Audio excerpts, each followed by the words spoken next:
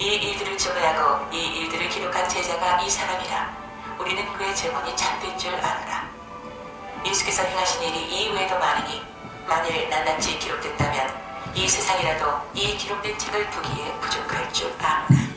아멘.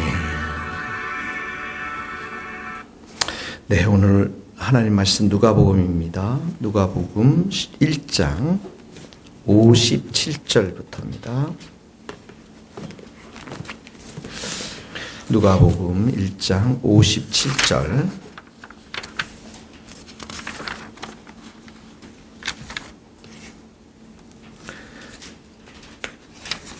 자, 57절. 1장 57절부터 같이 함께 읽겠습니다. 엘리사벳이 예산할 기한이 차서 아들을 낳으니 이웃과 친족이 주께서 그를 크게 긍휼히 여기심을 듣고 함께 즐거워하더라. 8일이 되매 아이를 할례하러 가서 그 아버지의 이름을 따라 사가랴라 하고자 하더니 그 어머니가 대답하여 이르되 아니라 요한이라 할 것이라 하며 그들이 이르되 내 친족 중에 이 이름을 이름한 이가 없다 하고 그의 아버지께 몸짓하여 무엇으로 이름을 지으랴가 물으니 그가 서판을 달라 하여 그 이름을 요한이라 쓰매 다 놀랍게 여기더라. 이에 그의 입이 열리고 혀가 풀리며 말을 하여 하나님을 찬송하니 그 근처에 사는 자가 다 두려워하고 이 모든 말이 온 유대 산골에 두루 퍼지매 듣는 사람이 다 이 말을 마음에 두며 아뢰되 이 아이가 장차 어찌 될까 하니 이런 주의 손이 그와 함께 하심이러라. 아멘. 자, 이 늙은 이제 사가랴와 엘리사벳 사이에서 아이가 이제 생기게 되었고 57절에 보니까 해산할 기한이 차서 아들을 낳았다 이렇게 기록하고 있습니다. 그리고 58절에 보니까 이웃과 친족들이 주께서 그를 크게 긍휼히 여기심을 듣고 함께 즐거워했다라고 기록하고 있습니다. 여기 기한이 차서 아들을 낳았다 57절의 말씀은 7절에 1장 7절에 보면 엘리사벳이 잉태를 못함으로 그들에게 자식이 없고 두 사람의 나이가 많더라 라는 그 절하고 대조가 되는 것이죠. 이 당시 불임은 여인의 수치였고 또 하나님이 주시는 이 자녀는 하나님이 주시는 복으로 여겼기 때문에 이 불임이라는 것은 수치였고 여인에게 있어서 이혼의 사유가 되기도 했습니다. 그런데 이 두 부부가 원망하지 않고 1장 6절에 보면 하나님의 규례와 말씀을 잘 지켰고 또 의인으로 살았던 사람들이죠. 그러니까 이 부부의 이런 하나님을 향한 신실한 어떤 신앙, 또 하나님을 향한 신실한 마음들, 또 그 부부 서로를 향한 격려, 위로, 그런 부부의 이 모든 것들이 아마 친척들과 다른 사람들에게는 자녀가 없는 그 가정을 보면서 안타까워했었을 것입니다. 그런데 58절에 보세요. 밑줄 한번 봅시다. 주께서 그를 크게 긍휼히 여기심을 듣고 함께 즐거워했다. 여기 보면 하나님의 긍휼로 인해서, 다른 말로 하면 하나님의 자비하심으로 인해서, 이 하나님의 긍휼과 자비가 결국은 이들에게 이 요한을 잉태하게 했고요. 그리고 이 하나님의 긍휼과 자비가 이들뿐만 아니라 여기 보면 이웃과 친족까지도 모두 즐거움과 기쁨이 넘치게 하였다라는 것이죠. 자, 누가복음 1장 13절 14절에도 우리가 배웠죠. 이 아이를 낳으리니 아이의 이름이 요한이라고 이렇게 불러주면서 천사가 이 아이가 이 가정 위에 또 많은 사람들이 너도 기뻐하고 많은 사람도 이 태어남을 기뻐하리라 라고 누가복음 1장 13절 14절에도 나와 있던 것을 보게 되어집니다. 우리의 그 인생의 그림자들, 아픈 부분들, 그 부분은 하나님의 긍휼과 하나님의 자비하심으로만 채워줄 수가 있는 것입니다.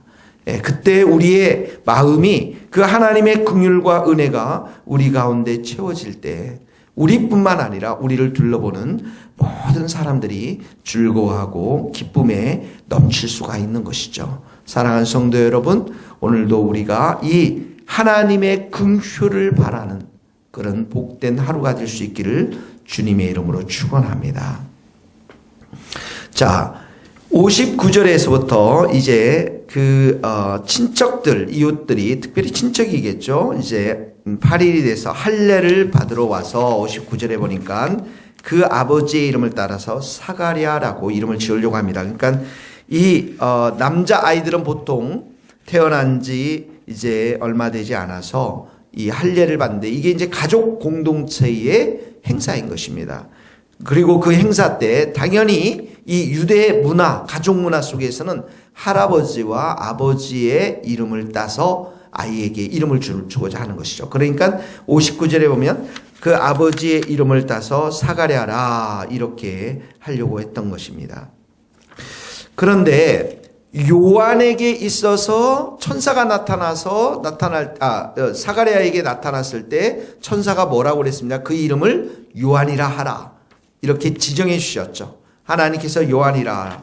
그러니까 하나님의 은혜라는 의미, 요한이라고 하는 그 이름을 이미 받았습니다. 하나님의 은혜라고 하는 의미. 자, 그랬더니 60절에 보면 어머니에게 물어봅니다. 어머니가 대답합니다. 이름을 요한이라 할 것이다. 그랬더니 61절에 뭐랍니까? 내 친척 중에 이런 이름 아무도 없다. 우리 가문, 우리 가족, 이 모든 것은 이 유대 문화에 따르면 사가랴가 분명한데 요한이라고 하다니 말이 되지 않지 않느냐 이렇게 하는 것이죠. 말하는 것이죠. 아마도 이 사가랴가 벙어리였기 때문에 그 안에 이 엘리사벳에게 써서 이름을 요한이라고 이제 태어나기도 전에 의사소통을 하지 않았을까 이런 생각이 듭니다. 그랬더니 그의 아버지께 62절에는 그 아버지께 한번 물어보자. 이렇게 이름을 무엇으로 지으려가 물으니까 63절에다가 석판을 갖다가 이 벙어리니까 쓰게 되죠. 근데 그 쓴 이름이 뭐라고 합니까? 요한이라고 썼습니다. 그러니까 다 놀라게 되는 것이죠. 자, 요한이라고 썼다. 여기 보면은 요한이라고 쓰매 이렇게 있는 그 이름을 요한이라 하라 이렇게 하지 않고 원래 원문에 보면 그 이름이 요한이다 이렇게 표현하거든요. 그 이름이 요한이다. 이미 이 아이의 이름은 결정되었다. 누구에서 결정됐습니까?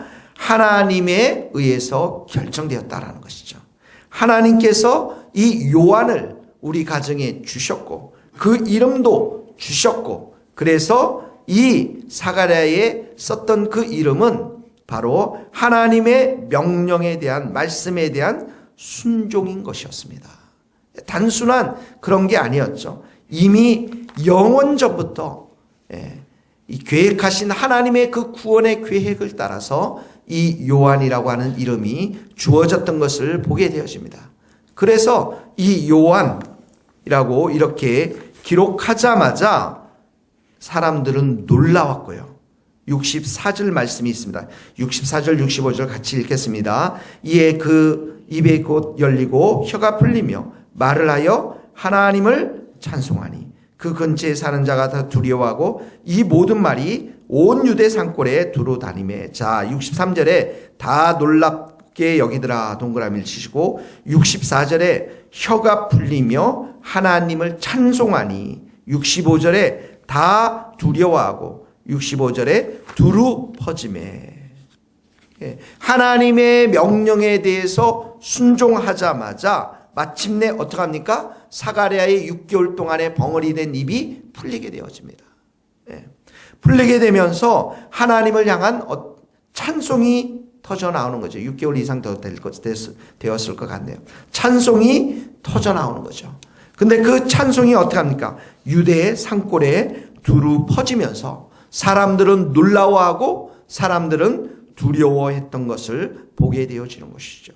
하나님의 일이라는 것은 하나님의 말씀 앞에 순종하는 것이라는 것, 이렇게 놀랍고 큰 이적과 기적과 위대하신 하나님을 이렇게 사람들이 보게 되어지는 것입니다. 유대 산골에 예상치 않는 이 놀라운 일들이 아마 사람들의 입술 가운데 이 사가랴의 찬양을 통해서 퍼져가면서 하나님을 두려워하는 놀라운 일이 일어났던 것이죠. 한번 생각해 보세요. 이 유대의 가족 문화 속에서는 이 요한이라고 하는 이름을 줄 수가 없는 것입니다. 예, 그 가족의 문화, 사회의 문화, 그들이 철저하게 신봉해 왔던 그 문화 속에서는 요한이라는 이름을 지을 수가 없습니다. 오직 하나님께 받은 말씀이기 때문에 그 말씀 앞에 순종해서 혀가 풀리고 찬송케 되어지는 놀라운 일들이 벌어지게 되었던 것이죠. 우리도 마찬가지입니다. 우리의 삶 속에서 이 사회의 문화를 따를 때, 또 가족의 문화가 우리의 신앙을 요구할 때, 우리의 삶의 기준은 하나님의 말씀이 되어야 될 줄로 믿습니다. 그때 우리에게 막혔던 벙어리 같은 이 많은 문제들이 풀리면서 하나님을 찬송케 하며 찬양하는 그러한 놀라운 기적의 역사, 위대한 하나님의 역사가 우리의 삶을 통해서 일어나게 될 줄로 믿습니다. 그때 우리의 찬송은 온 유대 꼴에 우리의 가족, 우리의 주위, 우리의 직장 일터 가운데 퍼져나가서 많은 사람들이 우리의 삶을 통해서 하나님께 영광을 돌리며 두려워하는 그런 은총의 역사가 있게 될 줄로 믿습니다.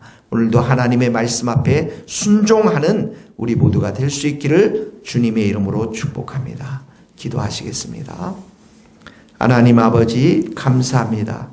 우리의 삶 가운데 어두운 그림자가 있지만은 하나님께서 우리에게 긍휼을 베풀어 주실 때 우리가 모든 사람들과 함께 기뻐하고 즐거워하게 될 줄로 믿습니다. 하나님 아버지, 이 땅 가운데 살아가면서 우리의 가족들, 또 우리의 사회 일터 속에서 우리에게 요구하는 것들이 많이 있습니다. 그러나 우리가 늘 기억해야 할 것, 하나님의 말씀 앞에만 순복하여서 그 말씀을 따라가는 우리 모든 성도들이 될 수 있도록 축복하여 주옵소서. 그래서 우리에게 묶였던 벙어리가 다 풀려지고, 그리고 그 입술을 통해서 하나님께 찬양과 경배를 드리며 많은 우리 주위의 사람들이 하나님의 살아계심과 역사하심을 바라보며 찬양과 경배를 드릴 수 있도록 우리의 삶을 순종의 사람으로 만들어 주시옵소서.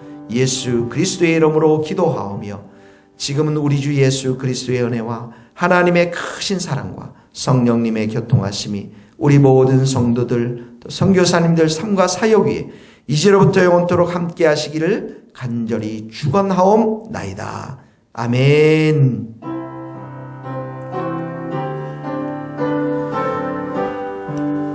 감사합니다. 우리 서로 인사합시다.